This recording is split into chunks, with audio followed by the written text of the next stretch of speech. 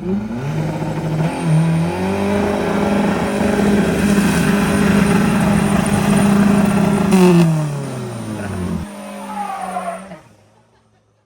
to Brad Dad Garage. How's it going, guys? All right. So in this video, all the installation work's already done.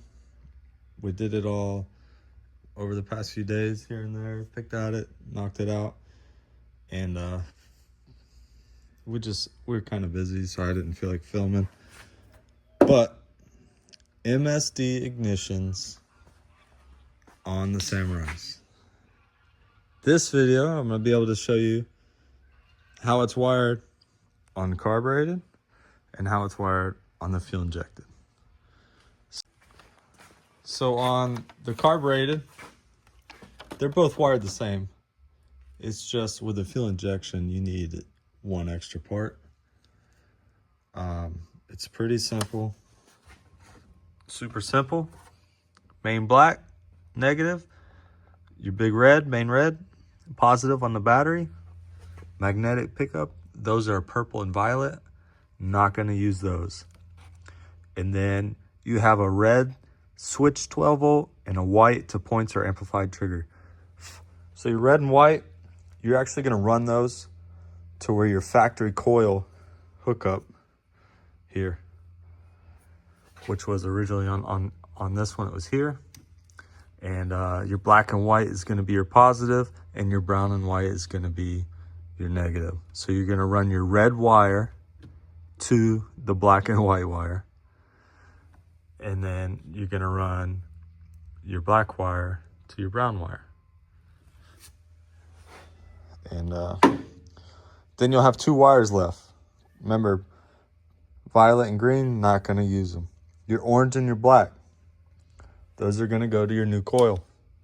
Or if you're using your factory coil, they're going to go to the factory coil. And your orange and your black, your orange is your positive. That goes to the positive side of the coil. And your black's going to be your negative, so that'll go to the negative side. This one looks confusing. You see there's extra wires on this one. Roger actually left a factory hookup there in case for some reason hit a mud puddle or sunk it, took out the MSD. He unclips this here, boom, clips in his factory one. He's back in action with the factory ignition system and back on the road. And that's pretty much it.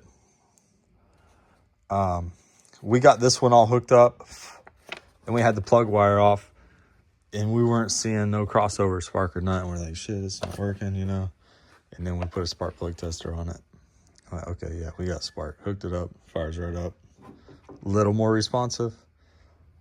We haven't messed with the plug-in gapping. I think they're set at like 34. I've seen people run them around 50, but we haven't tested that theory yet. So timing belt on his, snapped that yesterday. And so that'll be back in action tomorrow. My wife's actually picking up a belt today for him. So that is, I mean, it's as it says on the paper, as it says on the back of these boxes. You know, you can easily do this whole project in an hour, I'd say. Maybe 2, you know, if you're heat shrinking. And now on here, did add a 2-step, which is super simple. I got the wiring diagram for you guys for that too, because we did one on mine as well. Plugs right into the box. Let me go over and show you. So on the 2-step, you got a main ground. You hook up your black to the ground, and then you have a red. Your red's going to be your switched, which is ran off 12 volts. So if you got a button that you want to hit the rev limiter on, you hit the button, rev it up. It hits the rev limiter. And then that just plugs right into the bottom, or the side. I can't see it really good here. Which when I get to mine, I'll show you. Plugs in there, and then on the bottom here, you can put whatever chip you want. In Rogers right now, there's a 3000. So you rev it up, hit the button, it rumbles at 3000 RPMs. And there's multiple ways of doing them. That's the way we did it. You can run them through relays so that they're activating other devices in the car. If you got a trans brake or anything like that, or a shift light. So, pretty simple. So we thought. So, we had these laying around. Roger threw it together. We got it all figured out. Worked great. I said, you know what? We need one on here. So, went on Marketplace. $50. And I got a 6AL and a boost timing master, which, you know, you can hook up to your boost. It'll retard the timing at whatever, you know, you set it at. This one's actually missing the dial, so it's worthless without a dial. Not going to use it anyways. So, same thing, 6AL. It's a Samurai. We're going to do it the same way. We did it the same way. Wired it all up. And then it would fire up. It would fire it up for about 2 seconds, and it would die. And it fired up for 2 seconds, and then it would die. Remember, this one is fuel injected. So, we were stumped, and I'm like, man, let me see. Let me try to get on a Suzuki forum. Let me see if I could find somebody that did this. And looked around, nothing. Seen one guy's like, oh, this is how I wired it. Here's a picture of my wiring diagram. And it was from like 2006. Pictures weren't there. And so I said, you know what? Let me call Holly. Call Holly, and he says, all you're missing is a tach adapter. Mine doesn't have a tach. Doesn't even have a factory tach. But it's not getting tach signal back to the ECM or the ECU. And the feedback that it was getting was a square wave, or needed to be a square wave. Whatever, you need a tach adapter. Part number 8910. I said, okay. I hit up Murray's Speed Shop, West Palm Beach. Boom, got one. And he got it to me next day. So, super simple to wire in. So I already had everything else wired. All I had to do was tie. It comes with 2 wires on it. It comes with a red and a white, and that ties in to the red and white on the 6AL. That goes back into your factory harness that fed your coil before. Hook all that up, fires right up. And then same concept. You got a black and a red. Goes to your ground. Goes to your positive on your battery. And then you have a red and white. Those go to the factory output for your original coil. Red being positive, black being trigger, which go to the red and white coming out of the 6AL. And then, you know, that was pretty much it. Threw a 2-step on here as well. Got that from Murray's. He had it next day as well. And he had some extra chips. Oh, you think we got a 4600 in here? And a 6000.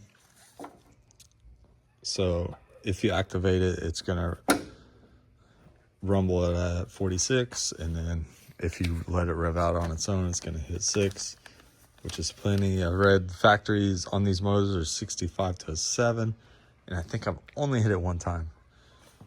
And then I wired that in to my horn, which is going to supply your 12 volt positive.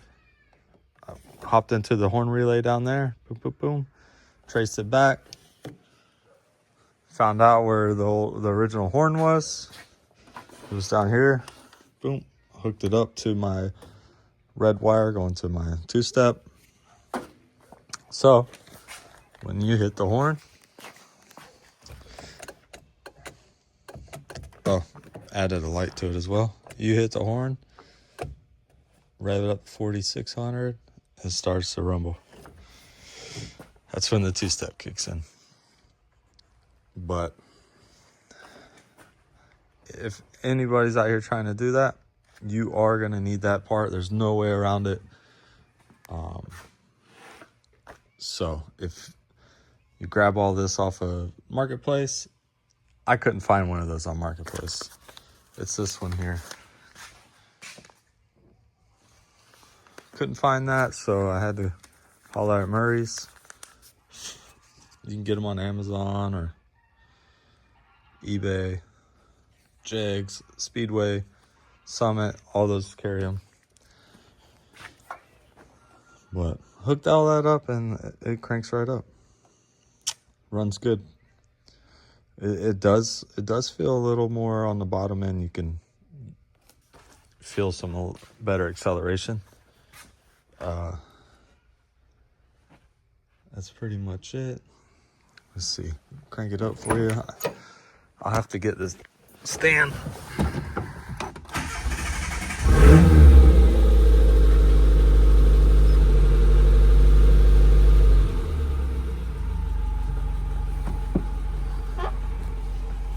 So, when you hit the horn, that's when you get the 2-step. So you can hold it down.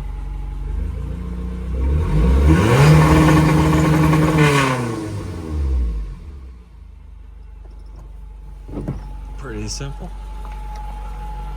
I did add I had another one of those lights, see it over there under the hood? And did add that to the wiring because it was just super simple and I thought it looked cool. But that's it. Pretty easy. We did name it. I don't know if you can see. The boost box.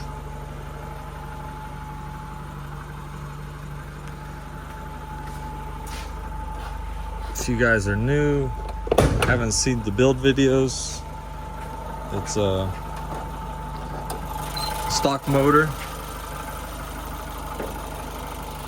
1.3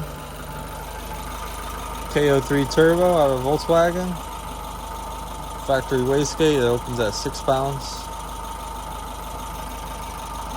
Plumbed in factory airbox. They're originally over here. I put my washer box over here. So looped exhaust around, comes up, feeds the turbo down all the way out the back, sucks it in there, plumb down. Does have an intercooler. Across the intercooler, up with the wastegate and right into the throttle body. Everybody who sees this is like, man, how did you get it for the fuel? To be honest, the only thing we did was we tried a few different things, and the map sensor, what it was doing was when it would build the boost, the map sensor is reading the vacuum. So it's reading it, And then when it starts switching to boost, it sends pressure to the map sensor, and it would cut it out, you know, because it's not used to pressure on that sensor. It's only vacuum. So I went into AutoZone, got a check valve for the vacuum system. I put a check valve. This T right here actually feeds my boost gauge inside. I put this little check valve in there to the map sensor, and you start building boost. Once it cuts it off, it feeds it full fuel. You know, no issues. Now, we did, right now it's set at 6 pounds. That's what the factory wastegate is on these little turbos.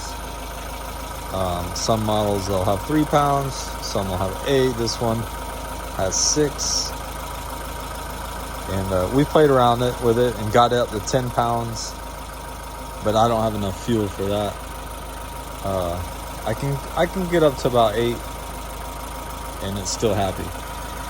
But 6 pounds, I'm fine with it. It's plenty. Like, it's really snappy. Especially you break them loose, it just revs out, no issues. And super cool little build. And then we got Rogers. So who knows what he's gonna do to it. Yeah. I know he likes power, and I'm pretty sure a turbo's in the future, or a nitrous, or a supercharger. So I would love to see a supercharger, and he has a small supercharger, but he thinks it's going to be too much for it.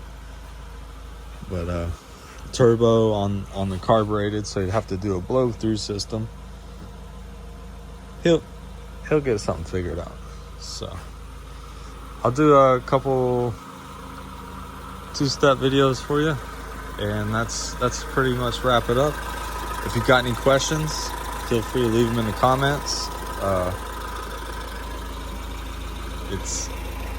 They're fun, you know. You find one pretty cheap. I got this one for like $2,200. I had to make a drive for it. Threw some tires on it, some Chinese, $400 in tires, which I actually did cut the inside every other tread.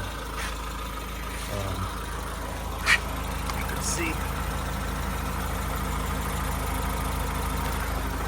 Help them clean out a little faster. Roger got this one, $1,000. Really, you know, he made a floor mat for the back, threw some new seat covers in it, cleaned it up, broke the timing belt. We, you know, in the last video you've seen, we had to do some work to the motor, but fires right up. Good runner. He locked the rear end up. I told y'all in the last video, I said I guarantee he locks it up within a week, and he did it. So the rear end's locked on this. He'll have the timing belt tomorrow morning, and he'll be back in action. So, all right, I'll hit you a couple of videos. Maybe I'll do a launch video for you too.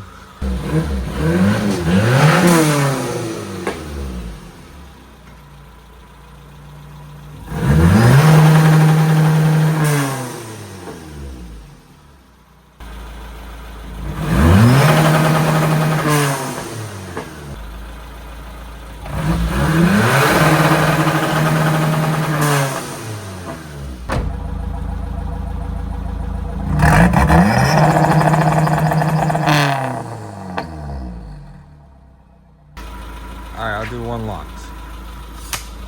You don't have to twist my arm.